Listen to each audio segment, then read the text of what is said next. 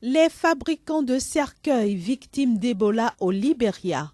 Depuis le début de l'épidémie dans le pays, ces artisans voient leurs activités chuter de jour en jour et pour cause, les personnes décédées doivent être incinérées. Plus besoin donc de cercueils pour enterrer la plupart des morts dans le pays. Ces derniers 3 mois, je ne fais quasiment plus d'affaires dans ma boutique. Je viens, je m'assois et je regarde les cercueils. Le soir, je me balade jusqu'à ce que je trouve un ami qui puisse me ramener chez moi. Je ne vends rien. À cause de la présence d'Ebola dans le pays, notre business ne va plus du tout aussi bien qu'avant. Les choses sont vraiment très difficiles pour nous. Par exemple, on achète ces rubans à la boutique chinoise. Et à la boutique chinoise, 2 personnes sont mortes. Du coup, on n'achète plus ces choses-là. On ne peut que s'asseoir au soleil. Une semaine, un client maximum. Face à cette situation, ces fabricants de cercueils appellent la communauté internationale au secours. Je voudrais que la communauté internationale aide le Libéria à se débarrasser du virus Ebola.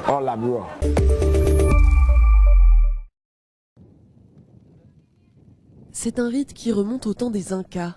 Sur les hauts plateaux des Andes, au Pérou, on pratique le traditionnel chacu, une grande chasse à la vigogne à l'issue de laquelle les animaux sont tondus, puis libérés. La laine de ce petit camélidé sauvage, tout comme celle de son cousin l'alpaga, sont parmi les plus recherchées au monde pour leur finesse et leur chaleur. Les créateurs de vêtements de luxe sont de plus en plus nombreux à s'y intéresser, comme cette styliste péruvienne qui en a fait sa spécialité. J'ai fait le pari de travailler avec de l'alpaga parce que nous, les Péruviens, nous avons une grande tradition, une culture millénaire dont nous pouvons nous inspirer. C'est une source d'inspiration énorme que les créateurs peuvent exploiter et réinterpréter.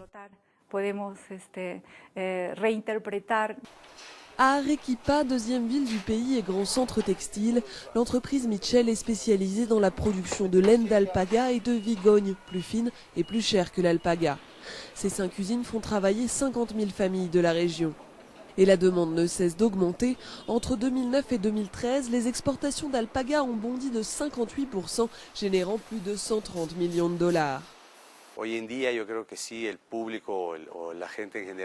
Je crois qu'aujourd'hui, le public commence à apprécier cette fibre, beaucoup plus qu'avant. Et il n'y a pas que ça, de nouveaux marchés se sont ouverts à cette fibre. On n'en fait plus seulement des vêtements, mais aussi des produits pour la maison, ce qui contribue beaucoup à augmenter la demande. Pour accompagner ce boom, une grande foire dédiée à l'alpaga attire depuis quelques années les amateurs de cette fibre, producteurs et créateurs. Cette année a été particulièrement faste. Plus de 15 millions de dollars de laine ont été négociés en quelques jours par 70 acheteurs internationaux. Venir ici au Pérou, voir ce beau pays, être si bien accueilli et voir comment tout cela se développe, c'est très enthousiasmant. Nous venons de visiter l'usine Mitchell et c'était passionnant pour nous. Nous n'avions jamais vu une production aussi importante et ça nous motive vraiment pour apporter ça aux États-Unis. Parmi les principaux acheteurs, la Chine, l'Italie et le Japon qui y voient une alternative de qualité au cachemire. Ce dernier, grand rival de l'alpaga, voit sa supériorité décliner à cause de la production de masse.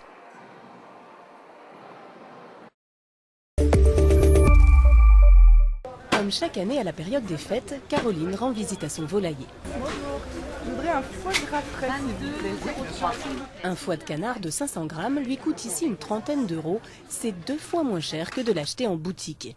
Sauf qu'une fois rentré à la maison, il ne faut pas se rater. Là, franchement, c'est pas gagné. Le plus difficile, je pense que c'est le déveinage, surtout quand on n'a pas l'habitude, qu'on n'a jamais vu faire, on se retrouve tout seul devant son foie. Pour éviter de se retrouver tout seul devant son foie, les cours de cuisine autour du foie gras se multiplient, comme ici à Paris. Plus vous grattez lentement, plus vous y voyez. 4 heures, 125 euros, et les participants apprennent 3 recettes autour du foie gras, dont l'incontournable terrine. C'est la première fois que je travaille sur un foie gras. Après, c'est assez particulier, la texture, la technique. Je pensais pas que ça prenait autant de temps.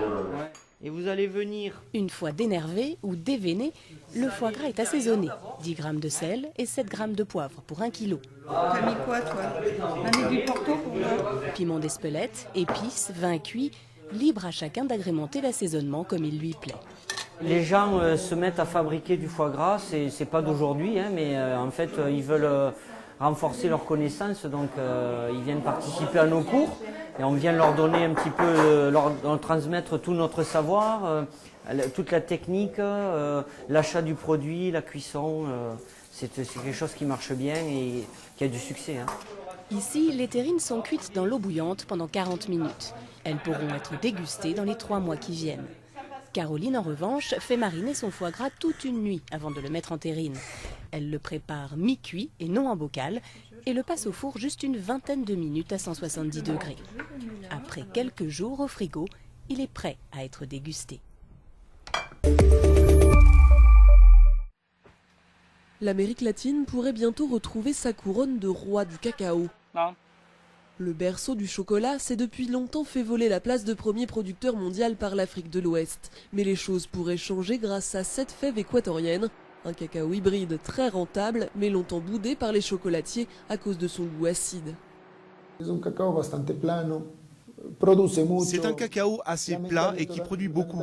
Malheureusement, dans le monde du cacao, nous sommes rentrés dans une production de masse. On l'achète au poids, à la tonne. Ces dernières années, les avis ont changé sur cette variété. Les producteurs ont réussi à améliorer son goût grâce à de nouvelles techniques de fermentation. On disait qu'il s'agissait d'un cacao ordinaire avec des problèmes d'acidité et d'astringence. Mais cela est définitivement terminé. Surtout, il produit 8 fois plus que le cacao traditionnel, un argument de poids, alors que la demande mondiale en chocolat explose. Les pays émergents comme l'Inde ou la Chine sont de nouveaux adeptes et la consommation de l'Europe, premier acheteur de chocolat fin, continue d'augmenter. Dans ce contexte, l'Équateur espère bien faire de son cacao mal aimé la solution. Petit à petit, il est en train de devenir le sauveur de l'industrie mondiale du chocolat. Et ce qui pourrait, je crois, être un boom pour le développement agricole de l'Équateur. En 16 ou 20 ans, l'Équateur pourrait devenir le premier producteur au monde. Pour l'instant, l'Amérique latine ne représente que 16% de la production mondiale, mais la demande est énorme. En 2013, le déficit mondial en cacao a été de 174 000 tonnes.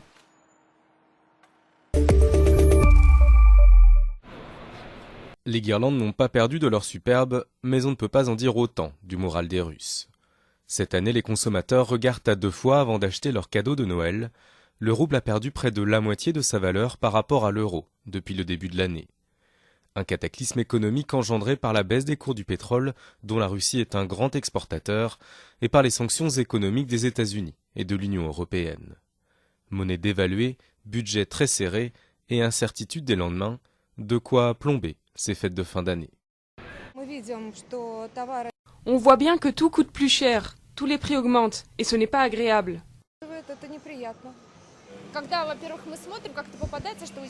Quand on fait les courses, on essaie de voir s'il n'y a pas des réductions ou des soldes. Mais si ce sont des choses qu'on aime vraiment, on les achète quand même si les prix ont augmenté de 10% ou plus.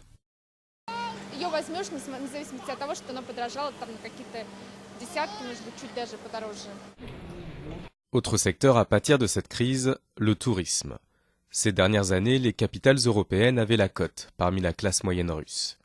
Des destinations prisées pour aller passer les fêtes de Noël. Des voyages désormais quasi inabordables. Tout coûte 50 à 70% plus cher en Europe. Donc même si le voyage a été réservé en avance, des gens annulent parce qu'ils n'ont plus les moyens de payer l'hôtel. Ils n'ont tout simplement pas les moyens de se permettre la vie là-bas. Pour passer les fêtes, les touristes russes se sont donc tournés vers des destinations plus proches et libellées en roubles.